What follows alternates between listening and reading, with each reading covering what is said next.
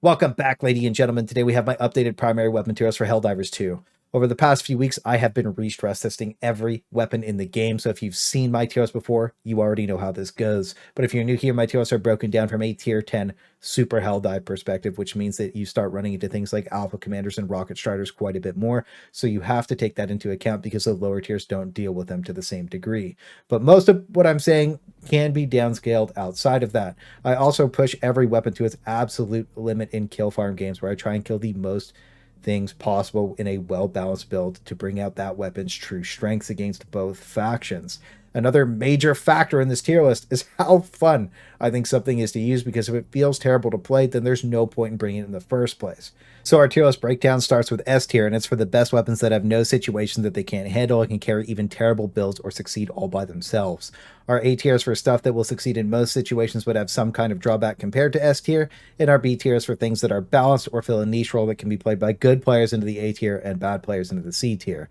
Now our C tier is for weapons that start falling off and need quite a bit of love, and our cute little dumpster fire is there to cook everything that is genuinely bad or just not good. And if there's a weapon that deserves it, Fish tier will make a triumphant return. And after I'm done talking about all of the weapons, they will be reordered from best to worst in each of their respective tiers. I will also be going over bugs first, then bots second, and the weapons that are in the same place on both tiers will already be there when we switch over to bots. But to get a scale of how I'm rating things, we will start with the flat-out best weapon in the entire game against both factions, the Crossbow. This is the most versatile weapon in the entire game and rounds out every single build that you can think of. It can kill every single enemy in the game, and once you have good movement and spacing, you truly feel like you're unstoppable. Even just spraying bolts down into breaches or bot drops lets you have the uncontested best horde clear, and you can destroy all breakables plus bug holes and fabricators. The versatility it brings to the table lets you flex the rest of your loadout to literally anything that you can think of, and is the definition of one of the three pillars that all weapons should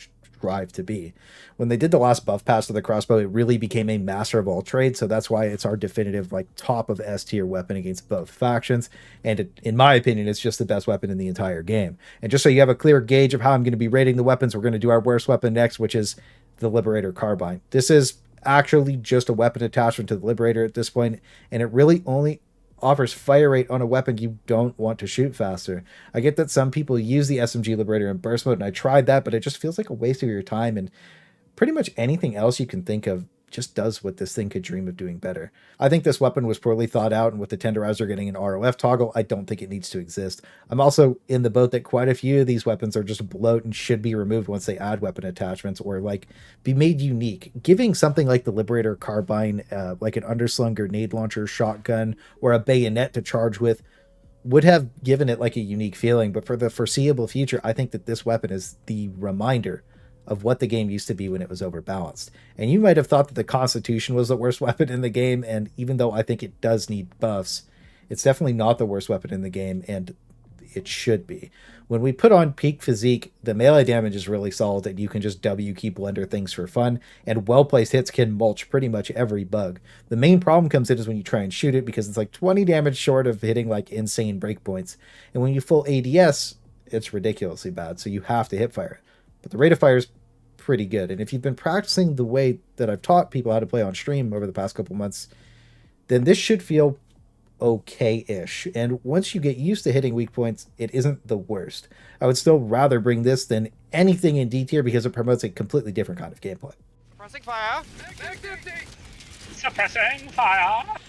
Oh, we have a big one coming in, brothers. Prepare to shank. Affix bayonets. That is not a bayonet, brother. I mean, Affix bayonet, brother. Charge! I'm charging, brother. Immediately die. This adds RP value, and I know that's not something most people care about, but this is a game and fun comes first. And when you're messing around with your friends, there's nothing more ridiculous than this thing. So it's going to be hitting the C tier for me. And I do think at a baseline, it should deal 200 melee damage, so you don't have to wear PP armor. And 200 damage per bolt would feel really good with the breakpoints that it would hit. I also saw people saying that they wanted a charger clip, so it would have that snap reload off when you hit 0 ammo. I think that'd be pretty cool too, but they're really slow at this stuff, so it is what it is. I hope it gets better in the future, and I don't think that any weapon should be worse than this thing, but Fortunately, they are. I also think that this should be the worst weapon in the game because it's described as being as like bad in combat or whatever. So anything below this is underperforming to a level that just doesn't make sense. But a weapon that's always made sense is the Jar 5 Dominator. This is Helldivers' version of the bolt gun, and it feels really good to blast pretty much everything with. The high stagger combined with solid damage when you hit fire spam makes you feel like a badass, and it helps keep medium problems completely locked down. I did find that I needed peak performance armor to make the most out of it, and I've been having a lot of weird ricochets off things that it shouldn't be bouncing off of, like warriors, but I've been having that problem with the autocannon too. But with that rise of like the heavy hive guard seed and like all the alpha commanders, it does feel really good. And I think in general with how cool and thematic it feels to use with the big punchy damage, I'm locking the Dominator into the A tier. It also did get a new audio, which I know some people like and some people don't like. I personally like the new audio on it, but is what it is. Next up, we have the Eruptor, and even though they gave it shrapnel, it was the grenade kind, and it's really not my vibe. I wish it had the airbrush shrapnel back, but I really think it needs to do more damage. The weapon's handling and ammo economy are so clunky that there's no reason that it shouldn't, because even when you take in the PP armor, like, the bolt pull still makes this thing feel ridiculously bad and like slow and heavy to use, and at a baseline, with all those negatives, it should deal more damage than the crossbow on its explosion and have shrapnel because of all the hangups it has. Having this thing deal the big explosion damage would make more sense. And I'm not saying nerf the crossbow. What I'm saying is the Eruptor needs to be brought up to deal more damage than the crossbow. On top of that, this is definitely a weapon that needs to be used in a team setting. Like once you get set up popping a few well-placed shots off in the right places on like patrols or bot drops, it feels really good. But when you're solo, it kind of feels too awkward to really like make the most out of. But again, when you're a team, it can start stacking kills up pretty fast. So even though I'd like to see it get a buff, I think it's getting locked into the B tier, mainly because it does have some build technology where you can round some stuff out. Now, moving on to our shotguns, we'll start with the brand new Halt. This is the first true support weapon in the game that genuinely feels good to use. The flechette rounds can be good at killing things if you barrel stuff them, but the stun rounds are the main reason that you take it in. This is my favorite kind of weapon because it promotes the three pillars of a well-rounded build where you rely on your entire kit instead of just one thing. And when you stack your build out to have like a guard dog, laser, and machine gun, when you CC an entire group of enemies for your pal to just blast them faster than you on a Friday night, it feels really good. It prevents a ton of incoming damage for your team after you've practiced with it and can even stun charges, which I hope they don't nerf that part of it. It also has that cool tech to be able to slam 8 shots off of each ammo type without reloading just by switching between them. So if you hotkey your ammo swap, like you can just go crazy with it. The main hang up for the Halt is just that wild spread and how crazy the shots can go everywhere, but I genuinely think this is one of the most fun weapons in the game to use because of the amount of control it gives you. So that's why the Halt Shotgun is getting slotted into the A tier. Next up, we have the Fire Shotgun. This thing got insanely popular during bug patrols because all the hunters everywhere, but as time's gone on, it's lost some of its magazines, and now with the addition of heavier spawn seeds like Alpha Commanders and Hive Guard spam, it feels substantially worse to use when you pair with the fact that it relies on the supply backpack to function at all. I've tried multiple playstyles with it where I've tried like shooting slower and letting things burning out to the dot as well instead of spraying down. And even doing that, you still eat up so much ammo that your own supply backpack just starts running out of DAPs. Like it just doesn't have the same impact that it used to. You're burning an entire stratagem slot just to feed this thing ammo, and then you can't feed it enough ammo. So that's why the OG Fire Shotgun is just getting dropped into the B tier for me, because its counterpart, the Cookout, just completely removed any reason that I would want to take in the Firebreaker. The single load lets you keep slamming shots off on demand, and it lights stuff on fire while doing ridiculously high stagger, stopping pretty much everything from coming at you altogether, and it helps you space enemies and keeps you alive. Almost all the comments I see of people struggling are versus enemies that overwhelm them, and this helps prevent that almost altogether while being super forgiving with the dot damage, so you don't even have to be accurate. And when it comes to things like Alpha Commanders and Stalkers, they get completely locked out by this thing, so you stay nice and cozy while everything's cooking. All that combined is why the Cookout is our second S tier weapon. And while we're at the top, we might as well talk about the Blitzer. Infinite ammo combined with the stun lock makes it so that anything sub a charger is just never able to fight you. Just being able to W key spam to your heart's content against everything feels amazing, and sometimes it does get hung up on body, so you have to practice when to ADS when you can hit fire because it helps you shoot over stuff, but being able to just lock out Alpha Commanders and Stalkers so fast while being able to melt them, again, it feels super good unless you have a really flexible loadout because your primary has infinite ammo. So that's why the Blitzer is getting locked into the S tier against the bugs. Now, the OG King Breaker has been getting power crept on for a while, but after blasting a few games, it still feels pretty good when it comes to chaff control, and it doesn't struggle with those heavier seeds. It blasts all the things you normally would with it, from Brood Commanders to Devastators, and it still feels solid and has that like auto-shotty feeling, which is cool. But the lack of stagger and directly comparing it to the Halt, I have to drop the Breaker into the B tier. Now, the next big auto-shotty is the Breaker Spray and Pray. In its launch state, it couldn't even break eggs, and it was tough. That's why I was surprised that they managed to take this from one of the flat-out most useless weapons in the game to mediocre. The buffs that this thing has over time makes it an amazing chaff blaster, and it feels like a real street sweeper. It gives you that like Terry Crews vibe where he's just blasting like in the Expendables in the basement. I really love that. So this is getting locked into the B tier because it just makes sense. When you do start blasting with it, it feels really good. So just keep that in mind when you take it into the bugs. It actually does have at least a mediocre impact on the game. But when we talk about the Slugger, I can never make sense of what they did to this thing. Its original nerf was because it was the best marksman rifle in the game, but the other marksman rifles were honestly so bad, I don't even know how they made it out of playtesting. Nerfing the ability to break doors and fences was also just a fun nerf, which is just flat out disgusting in my opinion. And considering it's a slug shotgun that can't accurately shoot 20 meters because of the random bloom, it just feels like a ridiculous weapon altogether. Its only positive is how fast it can slam shots off. So we have a weapon with almost no identity that doesn't make sense, that needs drastic buffs, and for some reason is just getting completely ignored because the devs thought this was a top 3 weapon at some point, which is one of the most ridiculous things that I've ever heard. So this thing is getting dropped into the D tier because this is definitively the worst shotgun in the game. It's not even close.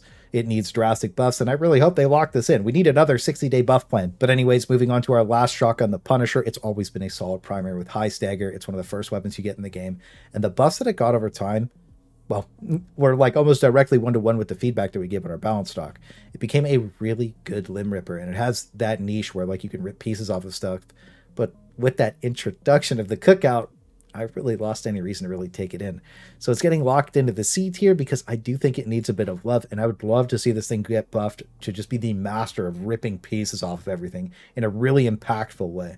So next up, we got our marksman rifles, and since the last tier list, the Diligence counter sniper has come a long way. Since that first challenge video too, you wouldn't even believe that this was the same weapon. The handling, the damage, the ammo economy, and flexibility are all amazing. It rips medium enemies to shreds, and once you practice the hipfire spray down with it, you have a crazy high impact versus the bugs. But it does start to struggle when there's too many enemies on the screen. I mainly like taking this to like bio artillery and nurse seeds, so that's why the DCS is getting locked in to the A tier. It's also weird to me when we look at its counterpart, the regular Diligence, that only really offers like more ammo and durable damage, while the rest of the weapon feels really bad to use. And I think it's very hit or miss on the type of player that you are. I think a lot of people disagree on where the Diligence usually goes. For me personally, I really dislike the scope and just general feeling of the weapon. And in general, there's never a reason for me to bring the Diligence over the DCS in any situation ever, so that's why it's dropping into the C tier. Now next up, we're locking in the Sickle. It got new audio as its big buff, but since it came out, it's maintained a really solid spot. Even after it lost the 3 magazines in that nerf, you never really used more than 2 anyways, and it's one of the most well-rounded weapons with infinite ammo. Even if you're burning through like tons of magazines, I personally never completely ran out unless I was playing like absolutely terrible on a hot planet. Even then, it's hard to run out in between resupplies, and once you do get used to that spool up time, you can drop an entire light patrol before you overheat. And in general, it is pretty good at keeping like any kind of patrols under control. So as long as you're engaging things within 50 meters, I sight this in at 100 and engage at 50, you don't really have to deal with the bad spread. It feels really good, and it's really easy to be pinpoint accurate while also having the ability to spray down. So the Sickle is getting locked into the A tier. And next up is the Scythe. It's seen a ton of love and is insanely good at beaming weak points off of bots and bugs. But if you miss that weak point, you hit them in the body or something, you light them on fire, and then it starts taking them down over time. The tick rate of applying fire was also drastically increased, so that ability to light things on fire turned this into one of my favorite point-and-click laser adventures. And the new scope is just the icing on the cake, so that's why the Scythe is taking the A-tier slot for me. Our next weapon that's having a little bit of an identity crisis is the Plasma Punisher. I'm happy they reverted it back to the more fun version, but it's just getting power crept on, and there's no real reason to take it in over the other 2 plasma guns because they both just bring more to the table and are way easier to use. Anytime I had pressure on me or was in heated situations, I was just pushing enemies around instead of actually killing them, and the arc makes it hard to consistently target weak points while you're under pressure. And I know people are just going to say skill issue, and you might be the god gamer that can, and that's great, bro. I'm so proud of you. But for me, the more times and more things that I have to kill on the screen, like when I'm killing 2,000 plus enemies in the game, the more I have to think, the less I want to use a weapon. So that's why it's getting locked into the C tier. Because when we start talking about the better plasma guns, the Scorcher got full auto buff, and it just feels amazing to use. And it rounds out tons of different supply backpack focused builds. It's always been my main turret go-to weapon, but now I'm bringing it with the Stalwart, the machine gun, the grenade launcher, and it just feels amazing across the board. The overall damage output is super consistent to the targets you need it on, and if you find yourself burning too much ammo, you could just swap it over to single fire. So the Scorcher's getting slammed into the A tier. And the main reason it's not S tier is because the Purifier is the second best weapon in the game. This went from being a meme challenge mode weapon to having so much impact that it's hard not to take in. The damage combined with the CC lets you nuke patrols, breaches, and bot drops all the same, while being able to handle every single enemy both factions can throw at you. You can also do like one charge shot into spamming regular shots off and nuke whatever you need to in front of you. And honestly, don't let anyone tell you not to spam shoot this thing, because even though it burns a ton of ammo, it's still good enough to panic remove anything that you need it to. And honestly, it's really cool when you're just like rapid firing it. Like it's just an awesome weapon now. I also have a video of the old Purifier, so that way you could compare it, crushing it with the turret build, so you can see what it used to be like. That'll be the second link in the description. But this new buffed version of the Purifier is soaring into the S tier for me. And these are the kind of buffs that we need to see on like all of these underperforming weapons. Like, if they all got the same treatment to Purifier did, the game would feel just so much better to play across the board. But moving on to our last weapon is the Torture, that also got a ton of love. It's just a primary flamethrower now. It had its AP buffed up to 4, with the stream getting way stronger. And you know we love a good stream here. This is all around amazing primary that can cook literally everything the bugs have. The only downside is that you have to be up close and personal, but the only downside for them is also that you're up close and personal screaming those lines off. This is a really solid weapon when you know how to space the enemies correctly, and it lets you flex off of the normal flamethrower, giving you like a really well-rounded kit. And it has this same area denial for chaff, so it's also getting locked into the S tier for me. Now, moving on to the assault rifles, the Adjudicator, formerly known as the King of Fish tier, has risen up to be a very solid A tier weapon. This thing has had such a massive come up with buffs since it first came out, and just being able to spray down things like bioartillery and devastators feels really good. And when it comes to handling the rest of the enemies you run into, not having to be super accurate lets you make way more mistakes, but I still think it needs that supply backpack to really shine. And when I compare it to the Liberator Penetrator, I don't know what happened here. This weapon feels bad to use. The sight is horrendous. Blasting chaff feels weird, and I would rather just bring the normal Liberator if I'm going to fight chaff, and I can bring the Adjudicator if I want to fight armor. This thing just has no identity, and that makes sense to me because the Liberator Penetrator is just a weapon attachment. So I think if they reverted the damage to what it used to be and put it to Peen 4, it would be fine. I think that was my original feedback on it, and I think that's where it should be. But for now, the Penetrator is dropping into the C tier for me. And when we do compare it to the regular Liberator, it got buffed to have way better ammo economy, and just generally feels really good to use now. So if you watch the old Cadet games, for the way the devs intended, or whatever way I labeled it, that will be the first link in the description for that video. You understand how an Alpha Commander basically used to be a boss battle for it. But in general, shooting out weak points on bugs and bots has always felt really good, and killing Devastator heads on soldier bots feels fine. But another big positive is that it also is really good at shooting out Rocket Strider rockets, because it doesn't really break the rail off. So I think this feels really solid as a baseline AR. Its main hangup is just being forced to reload so much. So I'm super happy with putting the Liberator in B tier. Now, when we talk about the Tendy Tickler, it got an ROF toggle, which is actually pretty fun to use, kind of useless because you still have to play this like a marksman rifle, which I don't enjoy, but the other buffs it got over time have started making it feel like quite a bit better. So I think that this is just a slightly better Liberator. The big hang up for me is that when you do go down to 0 ammo, when you spray down with this thing, the reload is horrendous, and it's hard not to blow your load with it. So this thing's getting locked into the B tier for me. I do think it's a slightly better Liberator. It'll go up a couple slots when I reorder the tier list later. And obviously it has more damage than it, but there are situations where I would take the Liberator over the Tenderizer still. As for the Liberator Explosive, it's just going to surprise you. The huge magazine size was such a massive buff that it just lets you spray down for what feels like forever, and the CC stops you and your team from taking damage. It pushes the bugs back so they can't even attack you, and the boss also gets stagger locked by it, so it just feels really good as like a hybrid support weapon. You can also take your time with the shots to lock pretty much every AP2 enemy and out almost altogether. And I never thought that I would say this, but after using it more, I definitely think that the Liberator Explosive deserves a slot in the A tier just because of how well it lays down suppression. Moving on to the SMGs, I wish they took the same note with the Pummler instead of completely gutting it. This thing used to be amazing when it launched, and it could CC lock pretty much everything, including chargers. Now, should it have been able to CC lock chargers? Probably not. But walking down regular enemies felt good, and with one-handed, you could kite super well, and it just doesn't really have the same impact that it used to. So all the cool tech, like being able to bait enemies around corners with the round exploding and making noise, like, I feel like they don't matter, and it just doesn't feel like it's good enough to compete properly anymore. So that's why my Pummler, that used to be so highly rated, is falling from grace down into the C tier. And a weapon that also got power crept on is the Defender.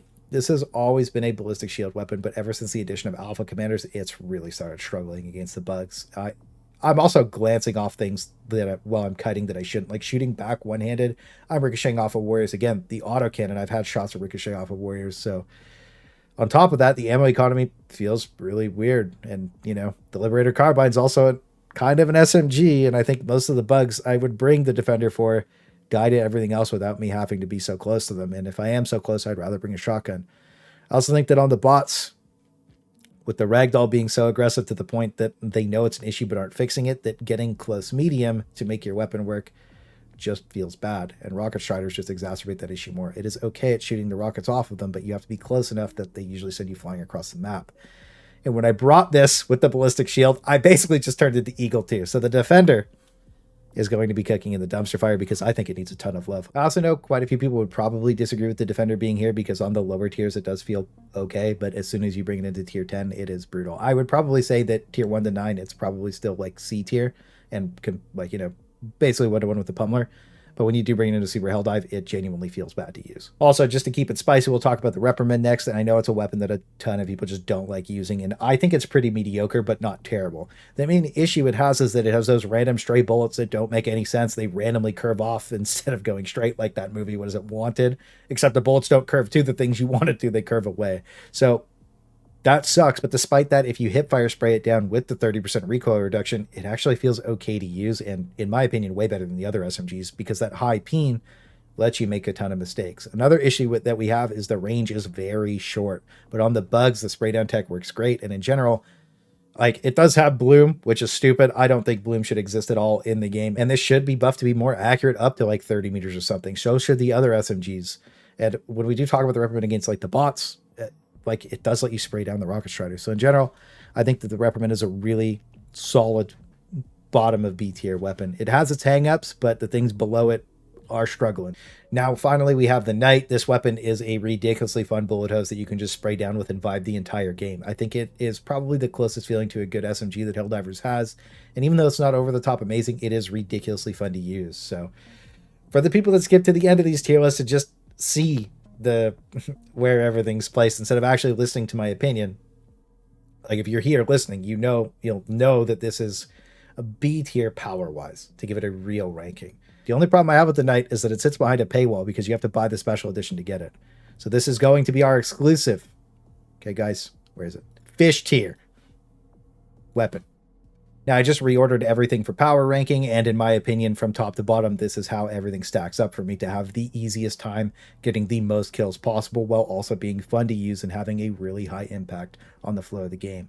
But we do have a few things we need to move around over on the bot side of the tier list. All the things that were talked about already for both factions are pre-placed if they haven't shifted a tier, and my thoughts and opinions were shared with them already. But starting over here, we have to talk about the Dominator first, because this gun is just leaping into the S tier. It does have some weird ricochets, but it can kill every single enemy the bots have, and the high stagger lets you stop Devastators and Rocket Striders from attacking you, giving you the time you need to remove them.